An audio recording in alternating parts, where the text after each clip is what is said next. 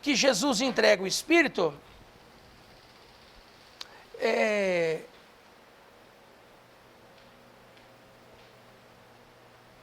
2 Coríntios 5.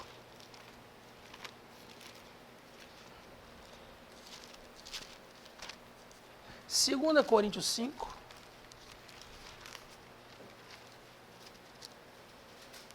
Versículo 21.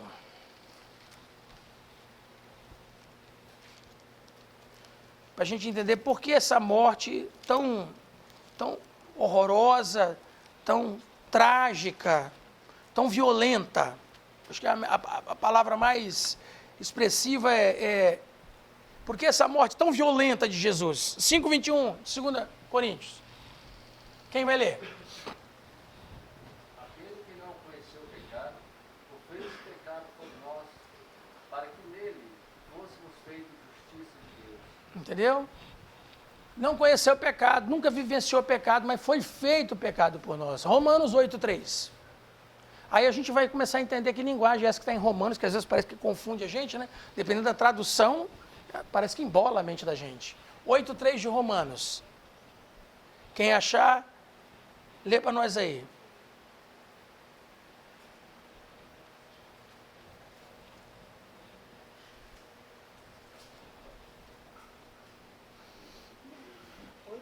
Isso. Porque o que era impossível à lei, visto como estava enferma pela carne, Deus enviando o seu Filho em semelhança da carne do pecado, pelo pecado, condenou o pecado na carne. Amém. Então, quer dizer, ele condenou o pecado, mudou essa história, mudou isso tudo, ele se fez carne, habitou entre nós, e pelo pecado, condenou o pecado na carne. Ele se aproveitou do pecado, que é a transgressão da lei, para condenar o próprio pecado na sua própria carne. E nos salvou. Por isso que é tão importante a lição do batismo, porque a lição do batismo é que a gente morre com Cristo, semelhante a Jesus, morre com Cristo e ressuscita um novo homem. A água do batismo já é essa figura dessa ressurreição, um novo nascimento, uma nova vida agora em Cristo, o nosso Salvador. Então, quando ele entrega o Espírito, ele tá entregando o Espírito, aqui em Lucas 23... verso 43, eu vou ler aqui. Aí clamando, Jesus com grande voz disse: Pai, nas tuas mãos entrego o meu espírito. E havendo dito isso, expirou. Quer dizer, ele fez isso, mas com muita esperança. Muita esperança. Pai, a ti entrego o meu espírito. Porque Deus deu, Deus tira, mas Deus pode entregar novamente. É isso que a gente lê quando lê Isaías e os outros, né? Quando começa a falar a respeito desse assunto, vai dizendo assim, eu mato, eu faço viver. É uma linguagem assim que a gente acha estranho, né? Assim, eu que mato, eu faço viver, eu firo, eu curo, eu faço todas essas coisas. Aí quando a gente lê Isaías, Jeremias, então a gente vai absorvendo esse entendimento, essa compreensão do que está acontecendo aqui. E aí nós lemos no versículo 51 que o que aconteceu? O véu do templo se rasgou. No Êxodo 26, verso 33, vamos lá, Êxodo 26, 33. Que véu é esse, para quem ainda não sabe? É o véu da separação do lugar santo do lugar santíssimo.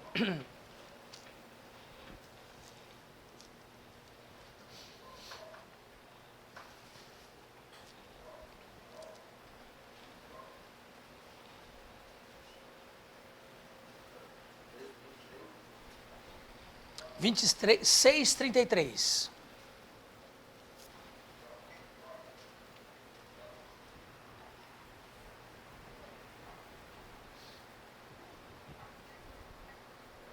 O que está acontecendo quando esse véu aí rasga? Olha aí. Quem achou já na Bíblia, pode ler? Tirarás o véu debaixo dos colchetes e meterás a arca do testemunho dentro do véu. E este véu vos fará separação entre o santuário e o lugar santíssimo. E porás a coberta do propiciatório sobre a arca do testemunho, no lugar santíssimo. E a mesma porá fora do véu. Amém. O castiçal defronte da mesa, ao lado do tabernáculo para o sul, e a mesa porás à banda do norte. Farás também para a porta da tenda uma cobertura de pano azul, e púrpura e carmesim, e linho fino torcido, de obra de bordador. E farás para esta coberta 5 colunas de madeira de cetim, e as cobrirás de ouro. Seus colchetes serão de ouro, e far-lhe-ás de fundição 5 bases de cobre. Ah, bom, tá bom. Então veja bem, essa cortina, esse véu, separa o lugar santo, lá está a mesa da proposição, está o altar do incenso e o castiçal, que é o candelabro com 7 lâmpadas. Tudo forrado de ouro, bordado, tem os desenhos dos querubins ali, tudo muito bonito. Depois, além do véu, o que tem? Tem a arca, a tampa da arca é os querubins, a arca é forrada de ouro por dentro e por fora, e lá dentro tem a tábua dos 10 mandamentos, e do lado de fora a lei de Moisés, é o que separa. Aqui nesse lugar santíssimo só entra uma vez no ano o sumo sacerdote, no dia 10 do 7º mês, que é o mês de Etanim, no Yom Kippur, que é o dia da purificação. Ele entra, passa direto, ele não fica no lugar santo, passa direto, vai no Santíssimo, oferece ali o sangue e volta e depois purifica aquela outra região para que os outros sacerdotes possam ter entrada livre para fazer o trabalho durante aquele ritual. Quer dizer, agora esse véu se rasgou de alto a baixo. Quer dizer, o culto antigo finda, o acesso a Deus é aberto, sem segredos. Hebreus 6, 19. Vamos ler Hebreus 6.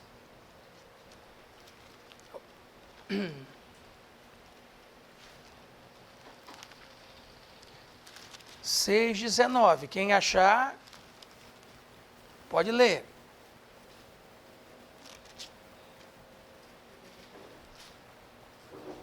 Daí que eles tiram, pastor, pode ser, que eles tiram a ideia de que o velho mandamento fica para trás e agora o novo, então aí que era de lei. Aí eles vão mudando. Porque mudando-se o sacerdócio, o ministério sacerdotal, tem necessidade de mudança de lei. Mas tem que saber o que mudou, o que acabou, o que passou. Eles é como, a grande maioria tem feito como? Vira-se uma página, como se o Velho Testamento todinho tivesse perdido o seu fundamento, a sua estrutura. Ele é a base do Novo Testamento. E aí fazem as mudanças que entendem ser a melhor. Estava conversando com um colega, aí ele falando a respeito que os 10 mandamentos são 2. Já pega naquela parte da conversa de Jesus Com o doutor da lei, né? toda a lei de que Amarás a Deus Isso, e depois ao próximo.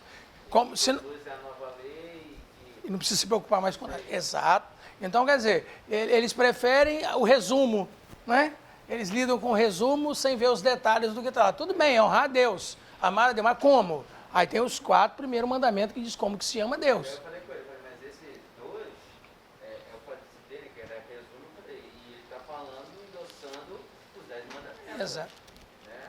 E- E aí ele rodeou, falou, mas no final da conta ele estava defendendo, porque aí não é para falando de tudo, Sim. os alimentos. Eu E, acho, na verdade eles colocam isso como se fosse, que pelo que eu entendo que eles falam muito, é que como isso não é de Deus, é mais que coisa de homens. Sim. Porque Moisés que escreveu. porque quando fala Torá, eles englobam os 10 mandamentos de Deus com a lei de Moisés e diz que está tudo junto. Né? E não é. E não é assim. Essa é a forma, como disse Pedro a respeito até de Paulo, que agora está falando de Jesus, né? Ele escreve coisas difíceis de se entender que os indoutos e inconstantes torcem, assim como as demais escrituras. A mesma coisa fazem com os mandamentos de Deus e até com as palavras de Jesus. Eles não pegaram palavras de Jesus para condená-lo? Para levar diante de Pilatos para que ele fosse emulado e morto? Quer dizer, que coisa assim tremenda, né? Mas então vamos ler Hebreus 6, 19 e 20. O que diz lá? A qual temos como âncora da alma segura e firme que penetra até ao interior do véu, onde Jesus, nosso entrou, nós, feito eternamente sumo sacerdote, Então, essa ordem de Melquisedeque já é a nova fórmula de administração desse ministério de Cristo. O próprio Hebreus capítulo 10, o verso também 19, vamos ler até o 22, tá bom para nós? Hebreus 10, 19, 20, até o 22.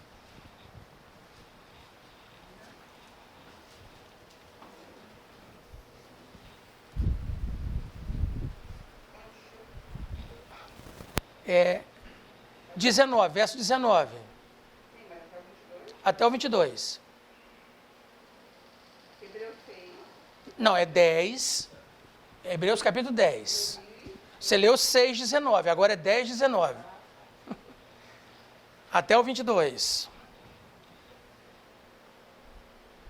Tendo, pois, irmãos, ousadias para entrar no santuário pelo sangue de Jesus, pelo novo e vivo caminho que ele nos consagrou, pelo véu, isto é, pela carne, Então vê que agora o véu é a própria carne de Cristo. e tendo um grande sacerdote sobre a casa de Deus, cheguemo-nos com verdadeiro coração em inteira certeza de fé, tendo o coração purificado da má consciência e o corpo lavado com água limpa. Quer dizer, a consciência velha é abandonada, mas o corpo é lavado com água limpa, né? Que é o batismo. Por isso essa necessidade do batismo, entendeu? E aí isso vai servir de testemunho. Então a gente pode entrar com ousadia, podemos entrar com ousadia e podemos confirmar isso aí, entendeu? E depois ele vai continuar dizendo assim: retenhamos firme a confissão da nossa esperança, porque fiel é o que prometeu. Ele prometeu, pode ir. Ele disse que ele é esse caminho, a verdade e a vida, pode caminhar nele, pode confiar, pode se chegar diante de Deus. Antigamente não era assim, no templo ali, só o sacerdote entrava e lá no Santíssimo, só o sumo sacerdote uma vez no ano. Destaque com água limpa. Na outra tradução tem escrito alguma coisa sobre água corrente, porque parece um destaque de, sei lá, da água que, pegando o nosso batismo com diferente, parece um destaque de uma água que se renova, por exemplo. Exato. O poço, a cisterna, é tido na Escritura Sagrada como como é que fala? Um depósito de água, como é que chama? Cisterna, água, tem um nome próprio que dá. Águas rotas. Rotas, né? É como se fosse velha. Água limpa, ela é sempre viva, porque a nascente da água, que ela solta água, é tido como água viva. Isso é água limpa, água viva. Por isso a preferência por batismo em água corrente, nos rios, entendeu? Lugar onde a água flui. O João Batista batizou no Rio Jordão. Então, tudo isso aí. Então, essa morte de Jesus, esse dilacerar de Jesus, tudo que se passou com ele é rasgado qual véu. Tem outro lugar escrito, né? Rasgado qual véu. Tem um hino que diz rasgado qual véu. Ele é esse novo caminho, essa possibilidade, essa condição. E ele prometeu. E ele é fiel para cumprir. Ele pode cumprir. Então, quando ensina então a orar, que vocês vão orar assim, Pai Nosso, pode chamar Deus de Pai. Entendeu? Pode chamar Deus de Pai. Pode confiar. Né? Então pode chamar Deus de Pai. Né? Então, é importante isso aí. O culto, a adoração a Deus agora é por intermédio de Cristo. É um novo ministério, que é da ordem de Melquisedeque. Isso aí quando a gente vai estudar apropriadamente sobre isso, principalmente em Hebreus capítulo 7. Mas por enquanto, o que aconteceu? Ao morrer, ao entregar o Espírito, a terra treme, o céu já está escuro, o véu do tempo se rasga, esse terremoto rasgou o véu. Imagina o que não foi quem está naquele monte, chamado o Gólgota, né? Gólgota quer dizer caveira, que Gólgota em latim é crânios, né? Crânios, é caveira. Então, aí eles olham dali tudo que está acontecendo, porque com certeza para rasgar o véu do templo, abalo teve no templo também, a coisa mexeu tudo. E aí o soldado lá, o centurião, falou, olha, verdadeiramente esse homem é o filho de Deus. Em Lucas não está escrito ele dizendo que é filho de Deus, mas diz ele é justo. Então é importante a gente ter essa intimidade com a palavra de Deus para entender bem o que é esse sacrifício de Cristo por nós na cruz.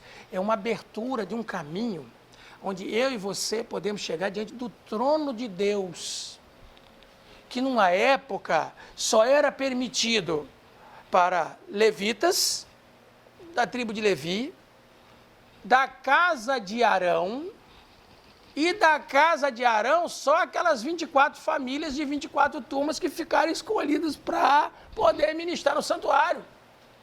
Não vou chamar de elite, mas é só aqueles ali. Agora é todo e qualquer entra. Nós temos acesso franco, a entrada foi aberta, foi esclarecido esse caminho agora em Cristo. E a sua morte na cruz é esse trabalho.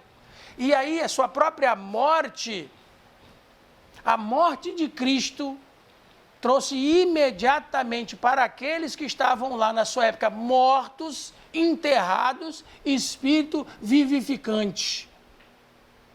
A morte de Jesus é espírito vivificante, ressuscitou a mortos, que depois vão se apresentar na cidade. Então a gente tem que ter crença nisso aí, muita fé nisso aí, que é o Filho do Deus vivo, o nosso libertador. Então, o Senhor nos permitindo, semana que vem nós avançaremos sobre esse assunto para falarmos então da ressurreição de Jesus e a participação de dois moços que foi de extrema importância agora, que é o José de Arimateia e o Nicodemos, porque tem a ver com a Páscoa. E nós já estamos há 2 meses da Páscoa, vai ser importante para a gente entender e esclarecer alguns assuntos apropriados para nós, para este momento tão maravilhoso que é a Páscoa. Que o Senhor nos abençoe, nos dê da sua graça e paz, no nome de Jesus.